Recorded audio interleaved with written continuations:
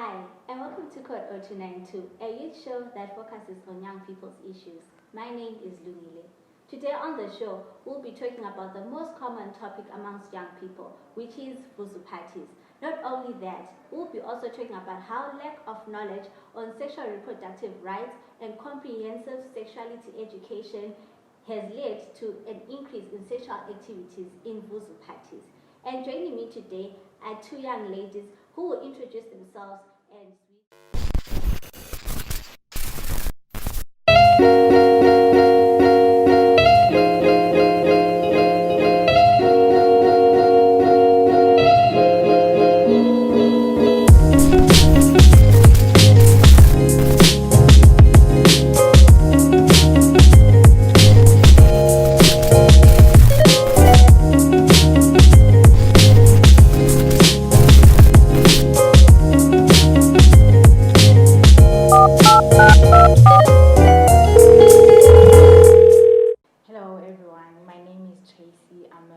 student at Lupana State University. I study Geographic Information Science and Remote Sensing. Hi everyone, I'm Thabiso Sibanda. I'm working as a program officer with the organization called Community Working Group on Health. Welcome ladies to the show. Thank you. So I'll start with you, Thabiso, Okay. as you're the programs officer. What is your understanding of sexual reproductive health rights? My understanding of sexual reproductive health, to start with, it's the complete well-being in terms of all the aspects of social, mental, physical issues or matters that are concerning the reproductive system. And the important part about sexual reproductive health is the first part is the sexual health part, and then the sexual rights that come with it. And there's the reproductive health part, and there are reproductive health rights that also come with it. So yeah, basically that's what sexual reproductive health rights is all about. Okay, and Tracey?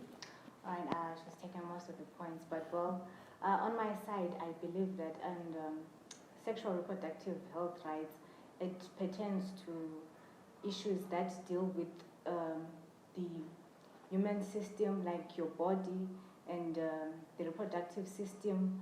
And then when we talk of rights, now we include the right to privacy and the right to, good health and getting right facilities to help people. All right. So we've broken down sexual reproductive health rights. Yes. Yeah. Let's also break down sex education. We're not talking about comprehensive sexuality education. I feel like that's a mouthful. Yeah, but how can we actually break it down? I think comprehensive sexuality education is information on sexual reproductive health. But it's not just information on sexual reproductive health. There are other components or aspects that are very important when one talks about sexuality education, right? It's in the part of being comprehensive of it. It comes with issues to do with it being age appropriate. It comes with it being culturally relevant. It also comes with it being human rights based and context relevant. So I think those are the important parts of sexual reproductive health information and how we then come up about and say it is comprehensive sexuality education. Mm-hmm. Yeah. So in a way, it's the way that it is packaged. Yes, it's a complete package. All right. So Tracey, from what Thabiso has said, she mentioned that sex education, it has to do with your age. It has to also do with the culture. So when do you think one should actually be taught about sexuality education and their sexual rights? Right. In this day and age, I think that it is wise that young people be taught at an early age, maybe let's say at the age of 15, because now young people at a tender age are indulging in sexual activities, and most of them they just jump in not knowing the consequences that they will face after that, because sex comes with a whole lot of things. So young people need to be educated at an early age, and so that it actually helps them to make the right choices, so that when they jump into this, they know what they're getting themselves into. Mm-hmm. Okay, sexuality begins at birth, sexuality ends at death. Mm-hmm. So I think because, I actually left the other part of it having to be scientifically correct or accurate. But then in terms of sexuality education now, like I said, sexuality begins at birth. The important aspect now is the age-appropriate part. So if you can look at it right now, we have a curriculum on guidance and counseling that starts at ECD. And so when it started ECD, it's acknowledging the fact that sexuality starts at birth. So the younger they are, it's better to start introducing issues to do with sexuality education. Because I think the problem with our society is the moment there is the first word with 3 letters, sex, people are so conservative, and we have got the assumption that it's about the sexual intercourse. But sexuality education covers a whole lot of things. It covers even issues to do with menstrual hygiene and so forth and so forth. So I think that at ECD, it is the best place to start having those conversations that are age appropriate, like talking to children about their rights, their bodies, those little poems that they do, my body, my right, you don't touch me here, you don't touch me that. That is sexuality education. Mm-hmm. Yeah. All right. So you mentioned that they are supposed to be taught at ECD mm-hmm. level. Yeah. How accessible is that kind of information? Do all schools actually practice that?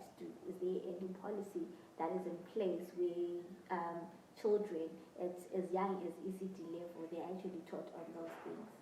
Okay, so there are strategies. Unfortunately, with strategies, they are not binding, so there is no mechanism whereby you can really say, in terms of law, right, to say you're not implementing this, you're not doing this, so you cannot really hold people accountable. But so far there are strategies. There's life skills and sexuality education strategy that was drafted by the Ministry of Health and also the Ministry of Primary and Secondary Education, and also the National AIDS Council. Although it's coming to an end, its tenure is coming to an end, but plans to review it are there. So that strategy then becomes something that guides, a guiding principle in how age-appropriate sexuality education can be then delivered. And also, National AIDS Council has done a lot of work with the Ministry of Education as well in terms of teacher trainings. So I believe that when they're training teachers on how to deliver guidance and counseling, they're teaching them on how to deliver age-specific content. So I would think that, well, to a certain extent, although when now it comes to monitoring how effective or how the lessons are being implemented, I think that's where the challenge actually is. Mm-hmm. Yeah, so because I was about to ask you that about the implementation part, because you also have a university student here, and do you also get that kind of information at school?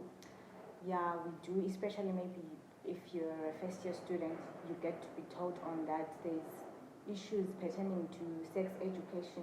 So you get to be taught, like your first year, really, you get to be taught.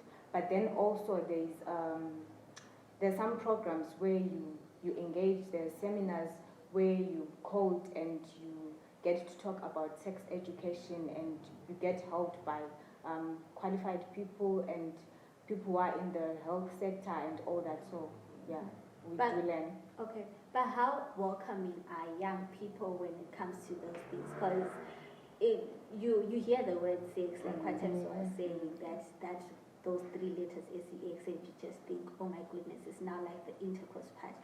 And then when you get to that seminar, they are now talking about a whole lot of different things that really don't comprise of that only. So how welcoming are young people when it comes to that? All right, most of young people, to tell the truth, they're reluctant to attend those seminars because they think that, okay, what am I going to do there? Because basically the things that they think is, I'm going to be taught about sex, that's what they think. But well, when we get there, it's not all about sex. It's usually what comes with sex, there's STIs, pregnancies, and all that. So that's what we learn, and that's what we get taught. That's the information that we get. Not that we get there and then they tell us about sex and all that. But well, there's more to it than that 3-letter word. Okay, and Thabiso, since you work with young people outside the school setup, how welcoming are they when you go to the centers and teach them about their sexual reproductive health rights? Okay. I think to a certain extent we might say that young people are willing to learn, are willing to get information about sexual reproductive health and so forth. And maybe I think the most exciting part of it, them learning about condoms and so forth, and the fact that they're actually sexually active. But then the challenge is now, remember we talked about it having to be a packaged. Now when we are talking about sexual reproductive health rights, it comes then the issue to do with access to services. That in as much as we might give out information, it does not necessarily translate to the young people actually going up to take those services.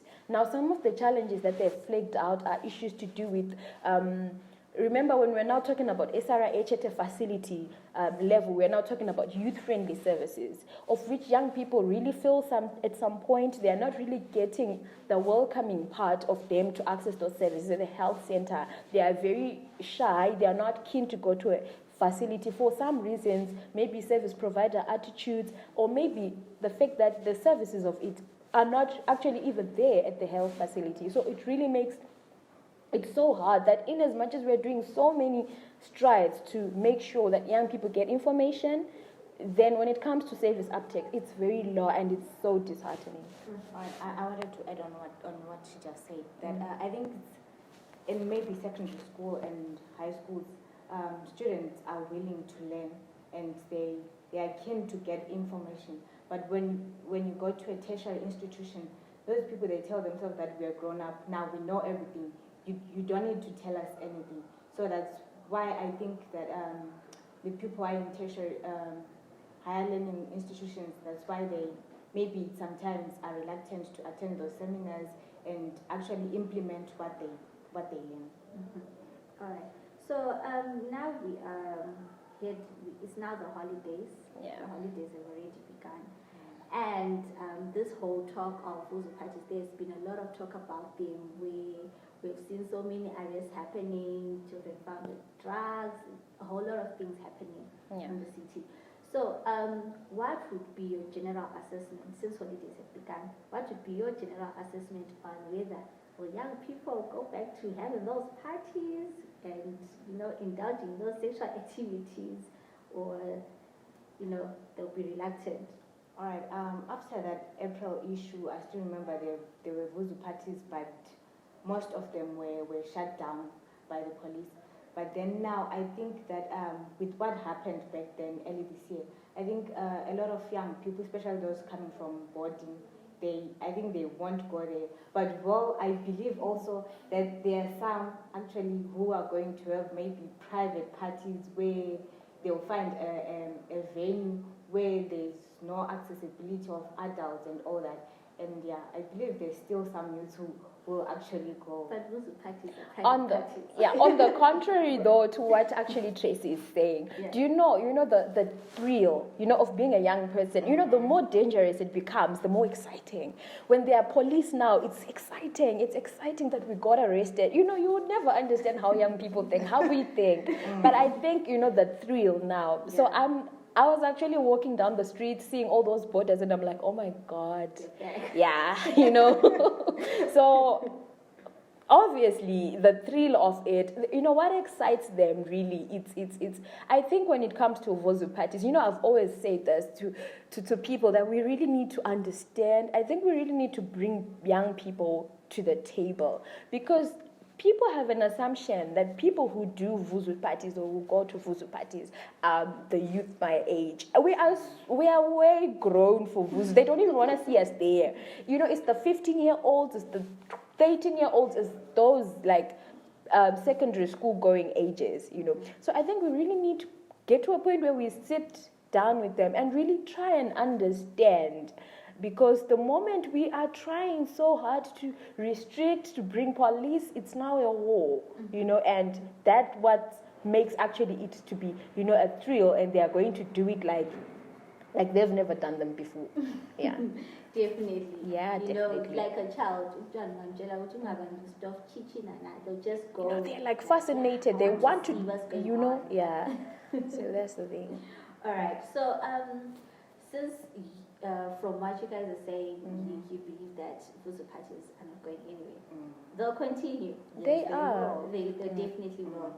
But from what we've been talking about sexual reproductive health rights and also on sexuality education, do you think that those parties that have been happening, is it because there's no information about these health rights or about sex education and the implications that they might face when they indulge in sexual activities? Well, from my own point of view, I believe that they've been informed and they know, not all of them obviously, but most of them, they've been informed and they know what will happen if they keep on indulging, because there's sex, right? Party.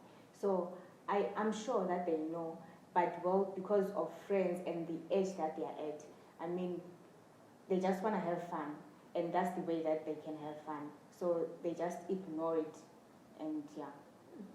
Actually, yeah, I think it's beyond the issue of information.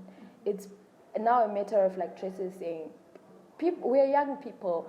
We need to have fun.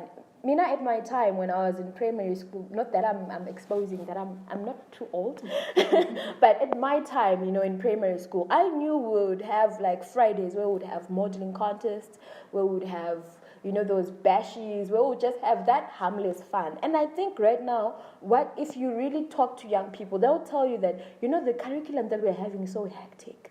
We have to do this, we have to do practicals, we have to do what. So the slightest moment they get to actually go out there and be young people, it's chaos. Because I never, knocked off at school at 4 when I was in primary. I was knocking off at 12, 1, But now, because there's this curriculum, children are supposed to be learning and so forth, which is good, really. But I think, like the saying goes, all work and no play makes Jack Buzu, I guess. So, yeah. So the fact that they aren't a means of young people having time to relax, and so forth, it's some of the issue of some of them are just promiscuous and naughty kids. But some of them, if you really understand, they really need to wind up, and the next thing that they think of now is Buzu. But you're talking about they need time to actually relax. Yeah. But then what are the things that they can do for them to relax without actually indulging in those activities that will lead them to doing, bad things? Do you know the concept of Buzu? It's now the acts that happen there. A party is not wrong. For young people to have parties, actually it's good. It's time where they wind up, they flex and have all the fun.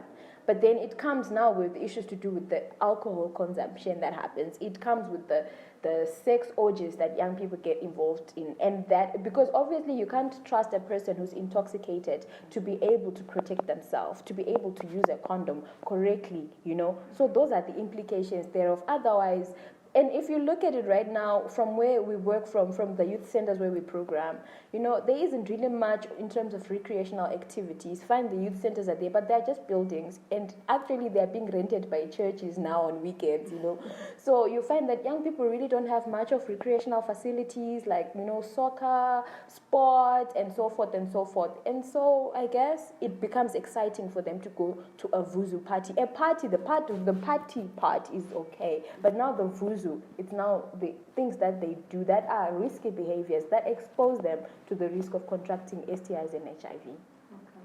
Yeah. All right. I wanted to add on what she just said. Yeah.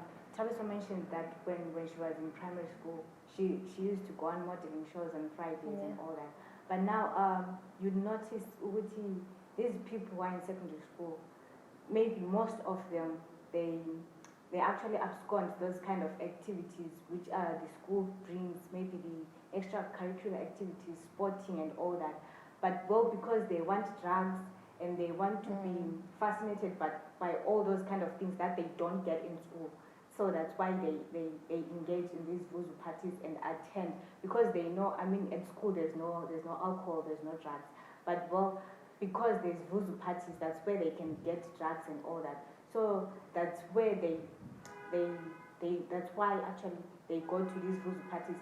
And also schools really, they make programs where maybe kids can have school trips, outings and all that.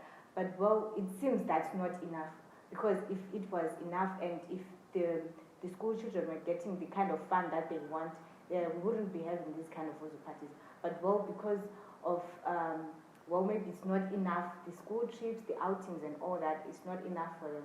That's why then they attend Buzu parties. Okay, you guys have mentioned, you said so much. But then I just want to find out, from what you guys have been saying, what do you think can be done by either schools or by society or by everyone, even young people themselves, to make sure that the whole concept of Buzu parties is, cleaned up? I don't know how you can, for lack of a better way. It goes back to those parties where children just, or young people just go and have fun, they dance, and there's no alcohol consumption, no drug intake and everything like that. What can be done by anyone who's interested in the well-being of a young person to make sure that they don't indulge in those activities? Well, personally, I think that I was going to say youth need to be informed. Well, they need to be informed still, but they've been informed. We've spoken about it. It has been spoke about quite a lot of times. But well, now I think maybe if the law could come in and have a firm hand, because this is now too much. If young people are taking drugs, cocaine and all that, it's now too much. So I believe that the law, the government should chip in and actually do something about it and not just let these young people astray. I think the issue of Buzu now, it requires multi-stakeholder engagement. It requires everyone else. It requires the law enforcers. It requires us programmers in SRH. It requires the parents. It requires the communities and the young people themselves. So I think in terms of regulation of alcohol sale to underage people, the law should really make sure that they enforce laws that make sure that young people have, there are always going to be people that are going to find ways. And the sad part of it is the older ones who are there, who enjoy seeing our future, just fading away in front of us. There are old people who are willing to go and sell drugs to those young people and sell alcohol to those young people. I don't know, but I feel it's a progress, right? It's not something that is going to wake up and boom, there are no Buzu parties. But I guess in working programs, we really need to make sure that everyone plays their part. The law ensures that at least they limit the access of alcohol to underage children. The communities also need to ensure that they strengthen parent-child communication. Listen to children. Sometimes, it's a matter of, with a broken down social fabric. We no longer have a social fabric due to those issues to do with the technology, maybe the WhatsApp and so forth. There is little or no communication at all. Because if you look at back our parents, I think they also used to have fun. They also used to go to parties and so forth and so forth. So I really think there also needs to be some strengthening and some reassurance to the young people that we are not fighting. And we are not fighting, but we really want to build each other up to be the people that we want to see in the future. We are the future. We are the present. We are the future. And I think for us young people also, in every other thing, like we talked about sexual reproductive health and rights, every right comes with a responsibility. So in as much as you have got rights, it's also important to also exercise your rights responsible. And I think for us programmers, it's also important to keep on sending the message, keep on making sure that young people have got safe spaces to dialogue, to share information, and to access services. All right. Thank you so much, ladies, for coming to Code0292. Thank you. Thank you for watching Code0292. From me, Lungile, it's bye for now. Make sure to subscribe to our social media platforms, YouTube, Twitter, and Instagram. See you next week.